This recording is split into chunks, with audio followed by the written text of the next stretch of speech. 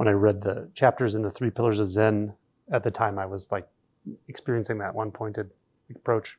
I remember Yasutani Roshi describing the approach to mu very clearly. He was saying, don't separate yourself even the width of a piece of paper from it. Don't separate yourself even one hair's breadth from it.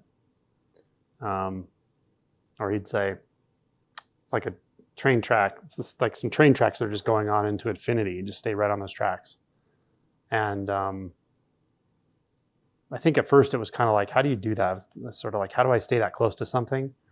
And it was almost like I exhausted my ability to try to stay close to something, especially when I didn't know what it was. And then I realized like I wasn't apart from it. And that's how that one-pointed approach started. And then the commitment to it was more one of sort of curiosity and just natural immersion, because it was wasn't close, it was there. It was so intimate, maybe more intimate than I had experienced before in life. I thought intimacy was something different than that, I suppose. And so then it was very much like that. It was like just a railroad track. Staying that close was very easy. It wasn't effortful. It didn't require effort. It didn't require looking. It didn't require pushing. It was just there all the time. It wasn't anything I can define, actually. I kind of wrote about it in the book. I can't tell you what it is. It was just, it's unnameable. If I had had a teacher that assigned me a koan called mu and I had worked with mu, I probably would have called it that. But even mu is, when there's no you apart from mu, then mu is no longer mu either. Yeah, it's just immersion. Or you could say something like everything is mu, something like that, but it's just mu standing up and walking, mu taking a step, mu sitting down, mu laying down. But it was, for me, it was so fused that there was no label anymore at all called anything. And I would say the scale of everything seemed to change as well in some sense.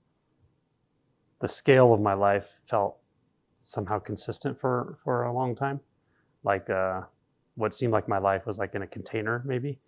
It was like, I don't know how to explain it, like how big the world was and how big my place in it was, and it had a certain size and a framework and a shape to it and a set of boundaries and rules to it. And what started coming online just didn't have, it was like dimensionless. It was, I want to say it was like beyond the scope of this lifetime, or beyond the scale of this lifetime. But it wasn't just beyond, it was in every dimension. It was not bound by dimension. So in a sense, it was so minuscule that it was indiscernible. It was so vast that it was unobservable. And it was all levels of subtlety. But there was something just going on beyond me, obviously, beyond what I had taken myself to be for so long.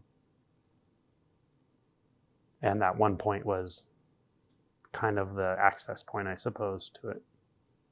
This is just reflecting on the experience. The experience itself is very singular.